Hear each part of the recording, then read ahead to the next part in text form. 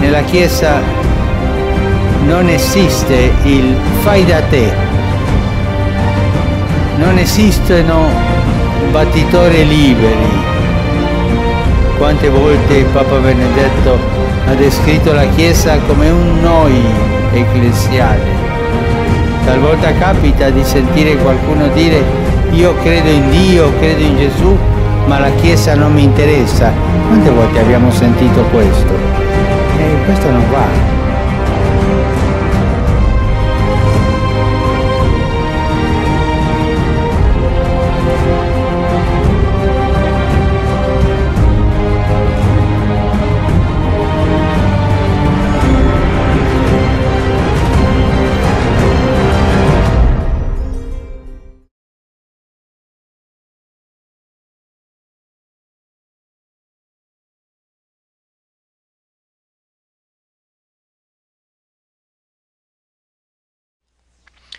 N'est-il pas extraordinaire de voir?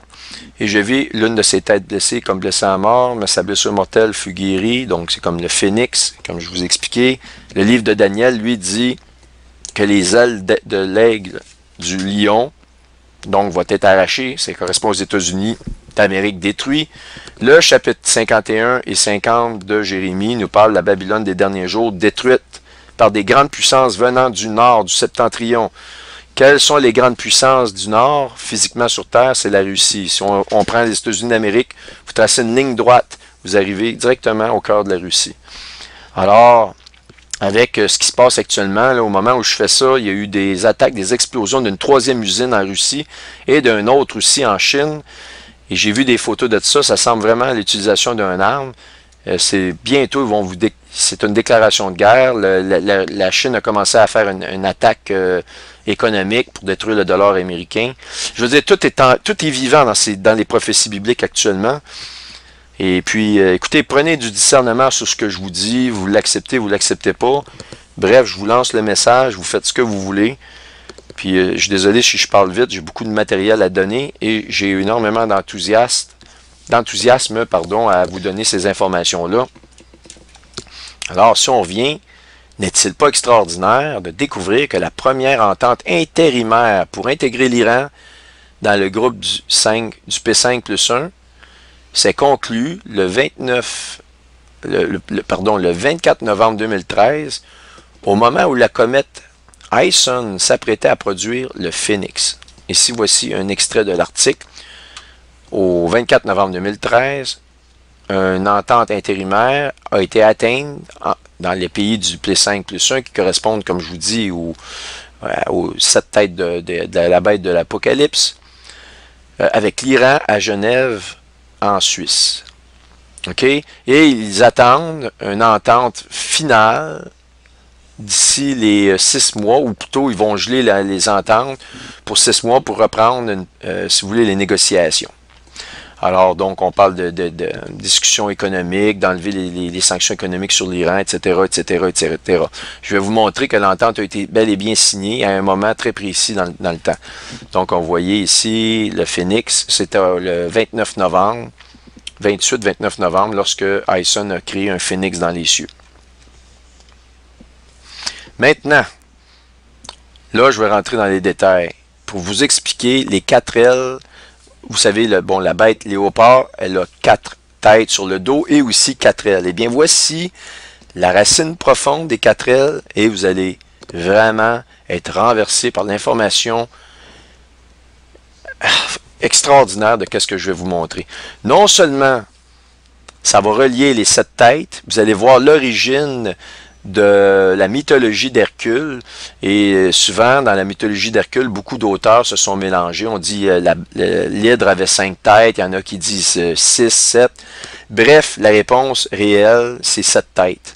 C'est ça la réponse réelle. Je vais vous montrer l'origine de ce mythe-là, et vous avez ici une ancienne inscription sumérienne, et vous allez voir le combat de Enlil. Enlil se bat avec un hydre à 7 têtes. Et vous voyez ici, il tranche une tête. Et vous allez compter le nombre de têtes. 1, 2, 3, 4, 5, 6. Et il y en a bel et bien 7. Donc, il y a une des têtes qui se fait trancher. Et comme la Bible nous le dit, elle revient de sa blessure mortelle pour repousser. Et voyez-vous ici le dieu sumérien de la guerre. Donc, on confirme que le dieu sumérien de la guerre, c'est lui donc qui doit amener la guerre. Alors, regardez ce qu'Obama est en train de faire. Il est en train d'enlever la paix sur Terre. C'est lui qui mène le cheval rouge. C'est lui qui mène au niveau de l'économie. Il va détruire le dollar américain. Il le fait de concert avec la FMI. Et, en ce qui me concerne, Ison a été complètement synchronisé avec Obama. Vous avez Saturne. Saturne, c'est le dieu le plus élevé dans les systèmes occultes. Vous pouvez pas avoir un dieu plus élevé en termes de respect pour les occultes. Donc, c'est le dieu suprême pour le système satanique, Saturne. Et je vais vous montrer quelque chose. Attendez, vous allez vraiment voir les pièces du puzzle, les pièces du casse-tête se placer dans votre tête. Des fois, je répète, mais c'est parce que je donne tellement d'informations. Et en répétant, en amenant un peu plus d'informations, ça va intégrer votre esprit. Puis, je pense que l'information, même si vous ne pouvez pas retenir tous les noms, va être vraiment dans votre tête. Puis, ça va vous aider à voir qu'est-ce qui se passe, qu'est-ce qui arrive sur cette terre. Donc, le dieu de la guerre, Ninurta. Ninurta, c'est un autre nom pour Enlil. Vous voyez Enlil ici, ou Ninurta, le dieu Ninurta. Il fut associé aux dieux Saturne et Cronos, qui combattit contre une créature, la plus ancienne des récits mythologiques, à 7 têtes nommée Mashmaou. Mushmaou plutôt, pardon. Mushmaou, c'est l'équivalent de l'hydre dans la mythologie grecque. Quand on regarde cette inscription-là, elle date de 2800 à 2600 avant Jésus-Christ. Et c'était au début de la dynastie des Sumériens. Et donc, voyez-vous, c'est très avant l'ancien empire grec. Donc, la mythologie grecque, oui, elle a repris tous les mêmes mythes, si vous voulez, mais est inspirée de ces dieux-là qui étaient là avant, avec les Sumériens. Pour vous donner une idée, là, je vais vous montrer une image. On va le déplacer, que vous voyez à l'écran. Voyez-vous ici, c'est Enlil qui est sur son trône. C'est lui qui est le dieu, le dieu ou le prince des pouvoirs de l'air. Exactement ce que dans Éphésiens 2, on nous dit que Satan est le prince des pouvoirs de l'air. Eh bien, les Sumériens, dans les inscriptions, ont décrit Enlil comme le dieu et la prince, si vous voulez, des principautés de l'air, des puissances de l'air. Voyez-vous ici le sceptre qu'il tient, le trident qu'il tient en main. Alors, retenez l'information du trident. On continue ici. Oups. Voilà. Donc, voyez-vous, ça ici, c'était une information, je l'ai tirée, est-ce que je donne la référence? Bon, de toute façon, peu importe. Le dieu astral dans la théologie, Ninurta, a été associé avec la planète Saturne. Ou peut-être, si vous voulez, un rejeton de Saturne. Donc, un rejeton de Saturne, vous savez que dans Cronos, dans la mythologie, Cronos vient manger ses enfants, les enfants qu'il a avant qu'ils naissent. Donc, on nous associe la mythologie de Cronos, qui est repris dans le chapitre 12 de l'Apocalypse. On va aller voir le chapitre 12 de l'Apocalypse. Bon, chapitre 12 de l'Apocalypse, on va prendre 8 secondes. De toute façon, ça ne change pas grand-chose. Voyez-vous ici, il parle du grand dragon rouge, qui avait 7 têtes. Ouais, vous les voyez, les 7 têtes, là? Ils sont ici, les 7 têtes. Le grand dragon rouge à 7 têtes, blablabla, tout est là. Voyez-vous, le grand dragon rouge à 7 têtes. Et sa queue entraînait le tiers des étoiles et les jetait sur la terre. Le dragon se tint devant la femme qui allait enfanter afin de dévorer son enfant lorsqu'il aurait enfanté. Eh bien, on va aller voir Cronos. Cronos qui est Saturne en passant, ok?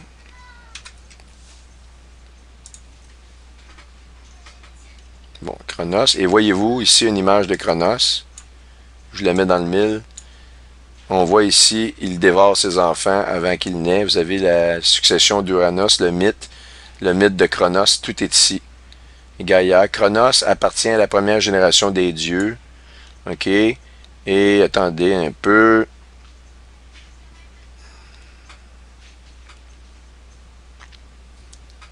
Je vais voir où il mange ses enfants, là. Succession. Bon, de toute façon, vous le savez, vous pourrez faire une recherche, là. Mais c'est ce Cronos dévore ses enfants dès qu'il naît. Et donc, la Bible, dans sa grande sagesse, nous avertit de ces choses-là. OK. On va continuer. Alors, les 4 ailes et les 4 têtes.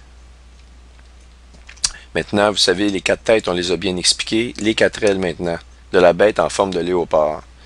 Il est extrêmement troublant de voir clairement que le dieu de la guerre, Ninurta Cronos, est aussi connu sous le nom de Enlil, les princes des pouvoirs de l'air. Ça, je vous l'ai déjà montré. Et dans la mythologie sumérienne, on voit ici qui apparaît combattre contre un monstre à la ressemblance d'un lion ayant sur le dos des ailes d'aigle. Anzu. Ça s'appelle Anzu, la créature, ok?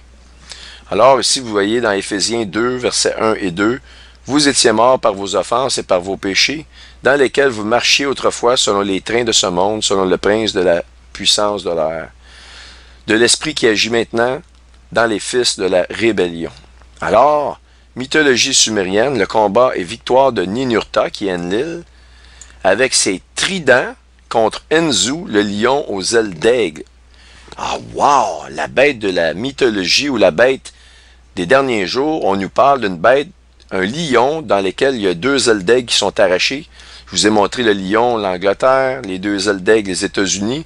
Eh bien, Ninurta, avec ses...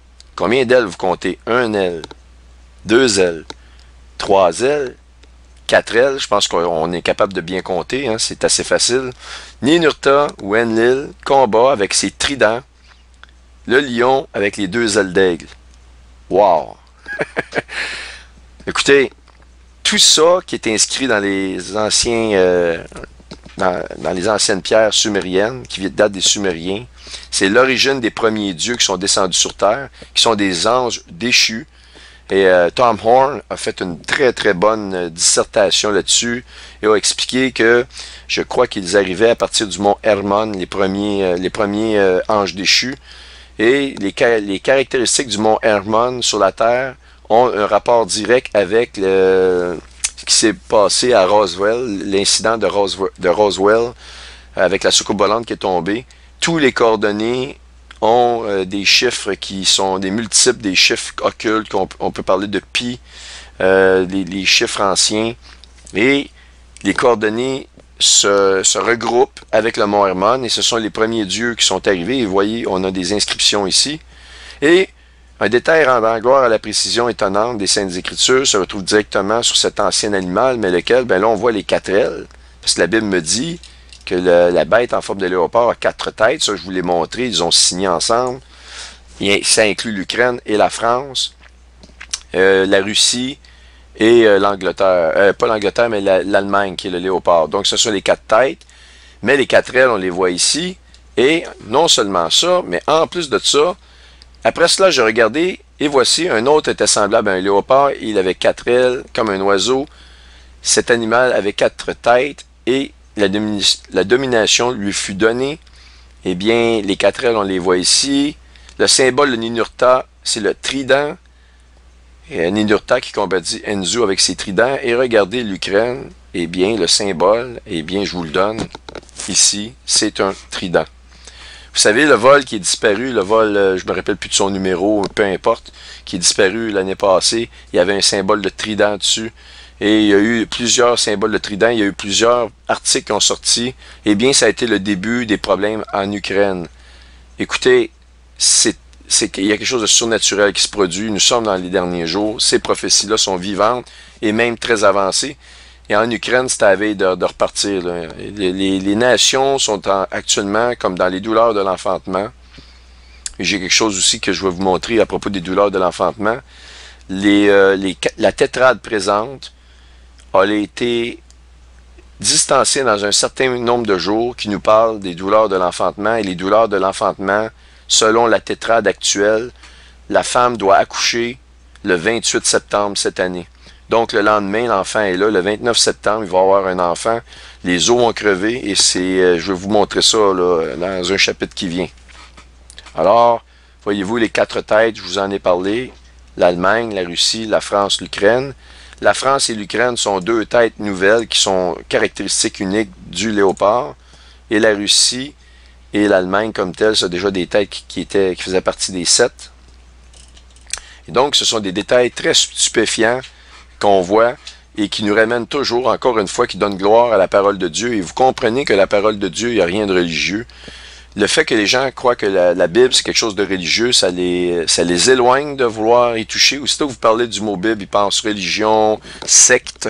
Il y a tellement eu de sectes qui ont été implantées en utilisant, en brandissant la Bible. Et puis je vais vous dire, le Vatican, ils ont fait un très très beau ouvrage là-dessus. C'est pas étonnant que dans le chapitre 17, on nous dit du Vatican qu'il a le sang il a des coupes remplies d'abominations et du sang des saints, c'est-à-dire ils ont égaré les saints de la vérité biblique. Un des exemples que tout le monde connaît, c'est de prier à la Vierge Marie. Eh bien, la Vierge Marie est une femme comme vous et moi, c'était une humaine, elle était humaine. Et la Bible dit que prier aux morts, si vous priez à votre grand-père ou des gens qui sont décédés, c'est une abomination aux yeux de Dieu. Vous ne priez que dans le nom de Jésus en tout temps. C'est pareil comme si vous envoyiez une lettre en Chine avec seulement un timbre dessus, vous dites « je l'envoie ça à mon ami en Chine ». Croyez-vous que le courrier va se rendre au bon endroit? Mais si vous prenez le temps de mettre toute l'adresse avec le code postal, etc., tous les détails sur votre enveloppe et vous mettez le timbre, eh bien, votre envoi va se rendre en Chine, exactement à la personne que vous vouliez qu'elle reçoive votre lettre. Eh bien, c'est l'équivalent spirituel, si vous voulez, de prier aux morts versus prier à Christ. Quand vous priez à Christ, votre prière va exactement à qui de droit. Lui, il peut agir, il est Dieu, il est souverain, mais le mort ne peut pas rien faire. Et non seulement ça, mais vous pouvez avoir des manifestations de démons qui vont se faire. Si vous priez les morts, vous insistez, vous allez avoir des manifestations dans vos maisons, vous allez avoir des phénomènes bizarres dans vos maisons. Et ces phénomènes bizarres-là sont apparentés aux personnes décédées chères, qui vous étaient chères. C'est-à-dire, si vous aviez une grand-mère qui était habituée de se bercer dans une chaise à telle heure, ça se peut que votre chaise se mette à bouger, vous allez dire « Ah, grand-maman est revenue. Ah, je t'aime, grand-mère. » Vous allez continuer de prier à votre grand-mère. Les démons connaissent toutes ces choses-là. Ils connaissent vos faiblesses, ils connaissent vos pensées. Les démons vont vous prendre avec de la séduction. Ils vont vous envoyer ils vont vous égarer complètement. Parce que moi, j'ai des gens qui m'ont dit « Oui, mais ça marche, je prie à ma tante, puis elle est là. » Ah oui, je pense que c'est ta tante. Ta tante n'entend absolument rien. Ta tante, elle se repose, elle attend le jugement dernier. Si elle est morte avec Christ, elle va ressusciter, sinon elle va attendre au jugement dernier, que le Seigneur il va la juger, tout simplement, mais elle n'entend absolument rien. Tu parles dans le vide. La personne qui te reçoit, les entités qui te reçoivent, par contre, sont des démons, sont très, très, très astucieux, intelligents. Et n'oubliez pas, la Bible nous dit que Satan se déguise en ange de lumière. C'est-à-dire, pas nécessairement, on voit toujours l'image de Satan en train de vomir avec la grande langue qui sort.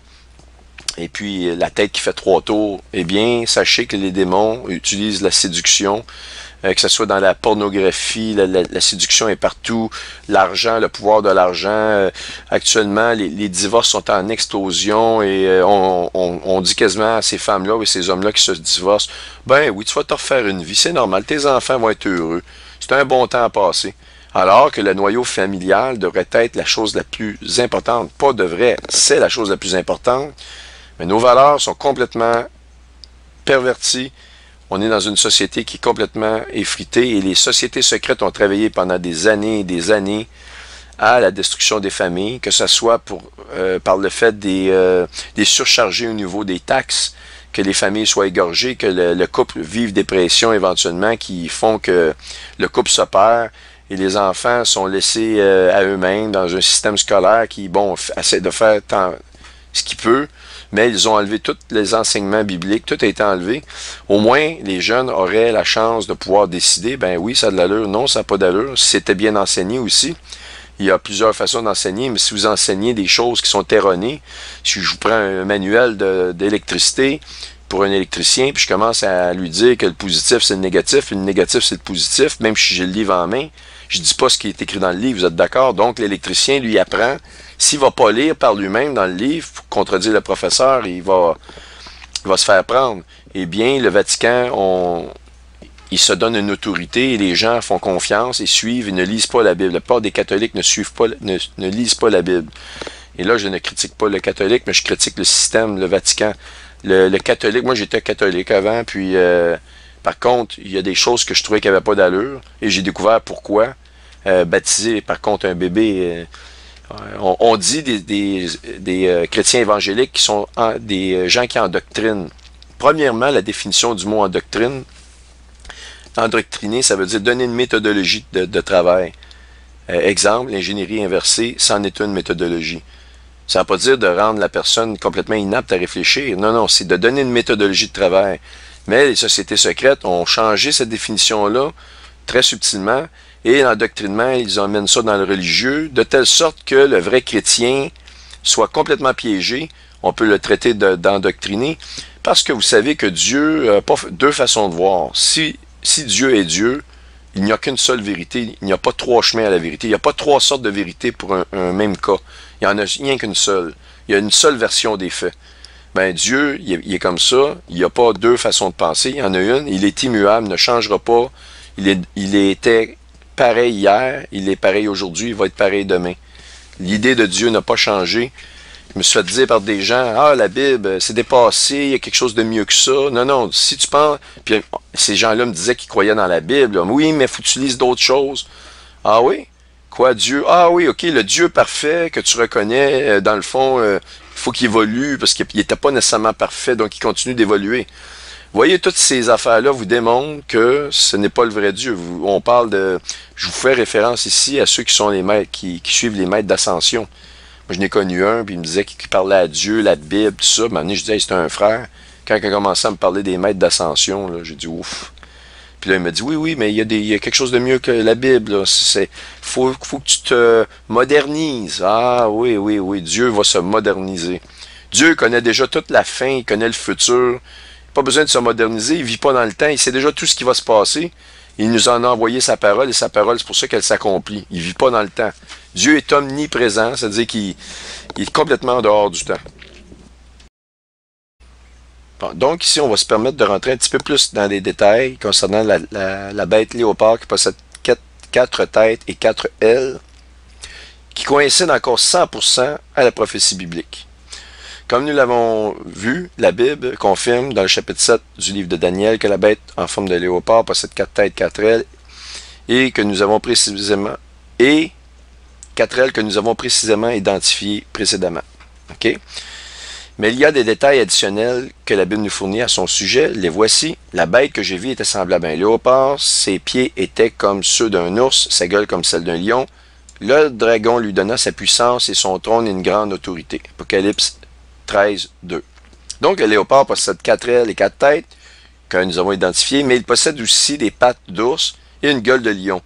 Comme l'ours, la Russie, est à la base du problème de la crise ukrainienne, nous comprenons que les pattes d'ours sont ce qui fait marcher la bête léopard. Parce que la bête léopard a des pattes d'ours. Mais qu'en est-il de la gueule du lion? Aviez-vous remarqué que nous sommes demeurés silencieux jusqu'à présent sur l'une des 4 têtes du léopard, c'est-à-dire la France? Voyez-vous ici les 4 têtes, Russie, Ukraine, France, le léopard, l'Allemagne.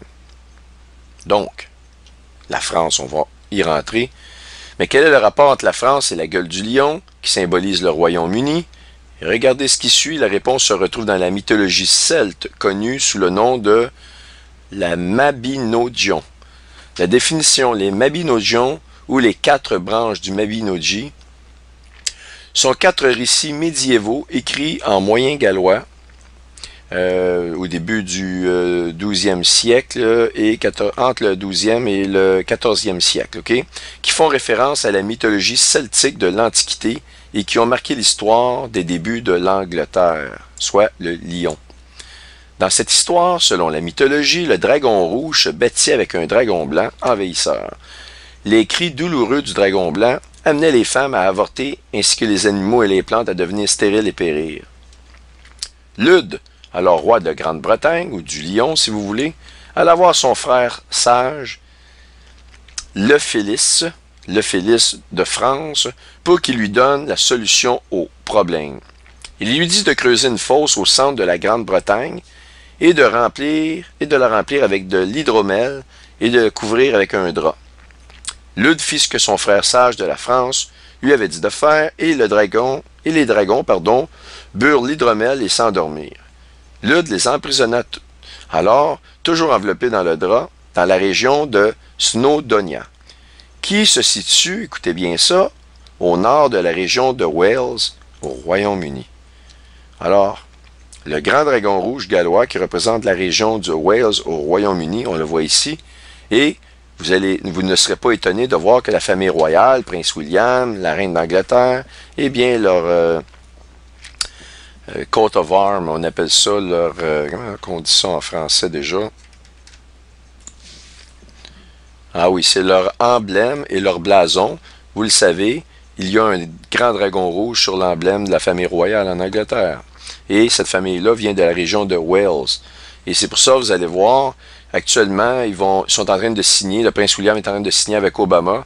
Il cède à Obama des pouvoirs, parce que la Bible nous le dit bien, le grand dragon rouge va donner une grande autorité. Attendez un instant. OK, le dragon lui donna sa puissance et son trône et une grande autorité. S'il lui donne, parce qu'éventuellement, il l'aura pu.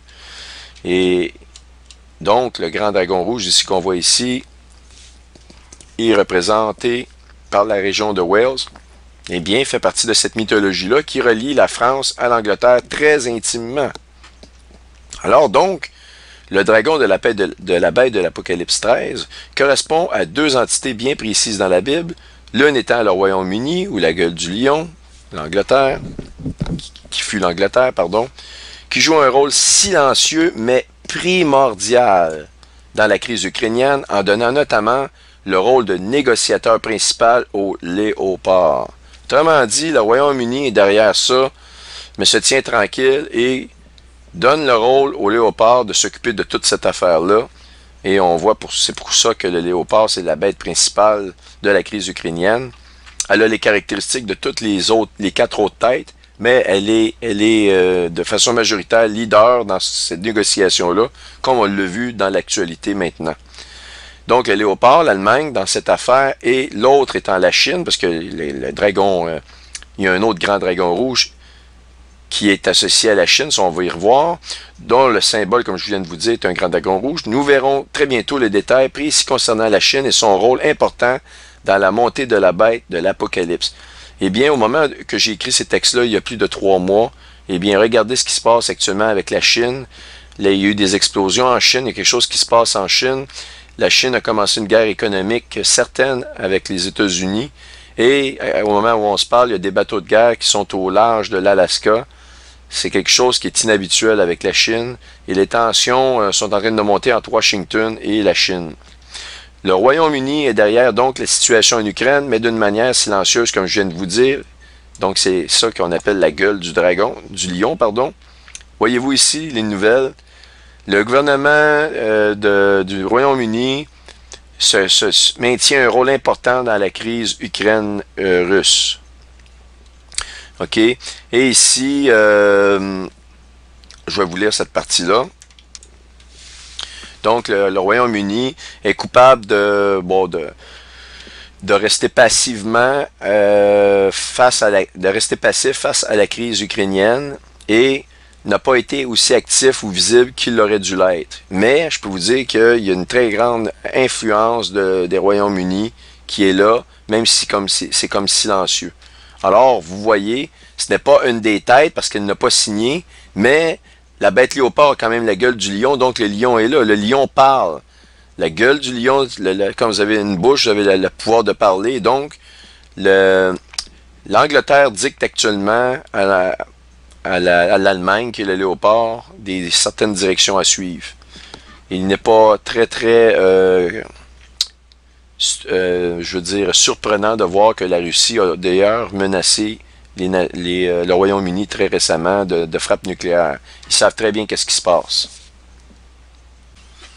Alors ici, on voit, même dans le blason du roi Henri d'Angleterre, le roi Henri III d'Angleterre, la relation qui vient de la mythologie ancienne et anglo-saxonne appelée les 4 branches du Mabinogi, qui met en relation le dragon rouge, le lion et la France du frère le Felice, qui signifie ce nom-là ici, fleur de lys. Alors, vous voyez ici le blason, vous avez le lion, le dragon et les fleurs de lys. Alors, ça démontre à quel point que ces mythologies-là sont inspirées, mais ils viennent d'un très lointain, une très lointaine inspiration, puisqu'on les voit dans les blasons. Mais maintenant, on vient de mettre à la lumière que la Bible nous annonce que dans le dernier jour, la bête en forme de léopard, elle contient toutes ces choses-là que je viens de vous montrer, dans les moindres détails. Mais le plus renversant reste à venir. 3 petits points. Jusqu'ici, nous avons pu identifier et mettre en relation toutes les différentes bêtes du chapitre 13 de l'Apocalypse, à savoir la gueule du lion, les pattes de l'ours, le dragon rouge, les 4 têtes et les 4 ailes du léopard. Je vous ai montré vraiment tout ça. Et la France, représentée par la fleur de lys. Tous ces pays sont nommés comme faisant partie du léopard qui possède 4 têtes, dont je vous ai montré les 4 pays qui ont 4 leaders, 4 rois qui sont à leur charge. C'est eux qui ont signé l'entente du cessez-le-feu en Ukraine. Voici un fait totalement renversant qui vient de sortir en primeur de la revue Nature, peu de temps après la signature du cessez-le-feu en Ukraine par les 4 têtes du léopard, et on nous annonce dans la revue Nature le retour à la réalité de l'ère des dragons. Vous ne rêvez pas. On sait que la revue Nature, c'est une revue très bien cotée et très respectée. Regardez ce qu'on nous dit. Zoologie, voici les dragons. C'est un article du 2 avril. De nouvelles preuves émergentes nous indiquent que les dragons ne peuvent plus longtemps être considérés comme des créatures de légende et de fantaisie. Et que les effets anthropogéniques du climat mondial pourraient, de façon inadvertante, paving the way, ça veut dire ouvrir la place, si vous voulez, à la ressurgence de ces bêtes. Wow! Et on nous donne même des détails graphiques prouvant que le réchauffement de la planète causerait la résurgence de ces bêtes médiévales. Ils vont même rentrer dans les détails. Alors, c'est drôle que actuellement, même dans l'actualité, on est en train de nous annoncer des choses qu'on ne pensait pas, en même temps que la parole de Dieu nous révèle la bête du dragon qui fait justement son œuvre actuellement. Et on voit l'actualité qui suit exactement ce qui se passe. Je veux dire, c'est quelque chose de vraiment spécial que je voulais vous montrer. Alors, ça, c'est encore un mystère de Dieu.